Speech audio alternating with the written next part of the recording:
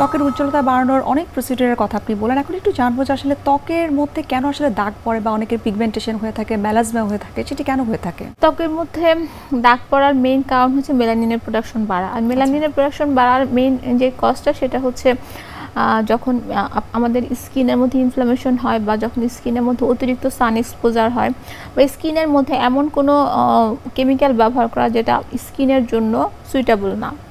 So অতিরিক্ত পরিমাণ whitening cream ব্যবহার করা, অতিরিক্ত পরিমাণ সান এক্সপোজার, সানস্ক্রিন ব্যবহার না করা, কিছু মেডিকেশন যেমন হচ্ছে oral contraceptive pill, anti hypertensive drug, thyroid anti thyroid drug, এগুলোর সাইড ইফেক্টে মুখে হাইপার পিগমেন্টেশন হতে পারে।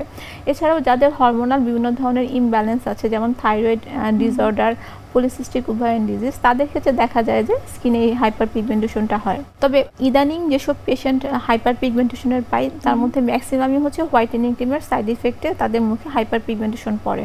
তো সেক্ষেত্রে সবার ক্ষেত্রে অ্যাওয়ারনেসটা ডেভেলপ করা উচিত যে কোনো ধরনের ক্রিম ব্যবহার করার আগে অবশ্যই সেটা গুণগত মান যাচাই করে তারপর হচ্ছে মুখে অ্যাপ্লাই করা উচিত। আপনাকে অসংখ্য ধন্যবাদ। এই যে হোয়াইটেনিং ক্রিম সম্পর্কে আপনি এত গুরুত্বপূর্ণ কিছু তথ্য দিলেন যে আসলে যে কোনো ধরনের হোয়াইটেনিং ক্রিম ইউজ করা উচিত নয় ডার্মাটোলজিস্টদের পরামর্শ ছাড়া।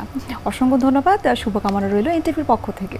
আপনাকে অনেক ধন্যবাদ, সেই সাথে দর্শকদের অনেক ধন্যবাদ অনুষ্ঠানটি দেখার জন্য।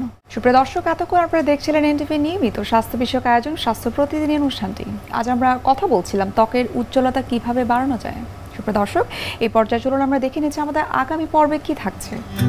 এই বন্যাকালীন সময়ে শিশুদের অনেকগুলো সিস্টেমের নানান ধরনের প্রবলেম হয়ে থাকে। আমরা যদি শুরু থেকে আসি, প্রথমেই যেটা আমাদেরকে বলতে হবে সেটা হচ্ছে গিয়ে ডায়রিয়া। যেহেতু বন্যার সময় চারিদিকে পানি থাকে এবং পানি দূষণ থাকে এবং পর্যাপ্ত পরিমাণ বিশুদ্ধ পানির অভাব থাকে, এজন্য শিশুরা ডায়রিয়ায় অনেক বেশি আক্রান্ত হয়। ডায়রিয়া, কলেরা এবং রক্ত আমাশয় এসব সমস্যাতে শিশুরা আক্রান্ত হয়।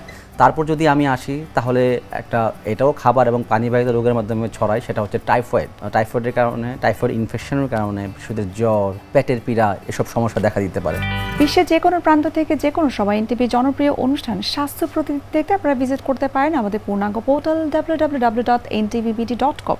এছাড়াও এনটিভির বিভিন্ন ধরনের জনপ্রিয় অনুষ্ঠান এবং নিউজ আপডেট পেতে আপনারা ভিজিট করতে পারেন আমাদের ইউটিউব চ্যানেল এবং ভেরিফাইড ফেসবুক পেজে। সুপ্রিয় দর্শক, আজ এখানেই শেষ করতে হচ্ছে। দেখা হবে আবারও আপনাদের সঙ্গে। সে পর্যন্ত আপনারা ভালো থাকুন, সুস্থ থাকুন এবং সবসময় এনটিভির সঙ্গেই থাকুন।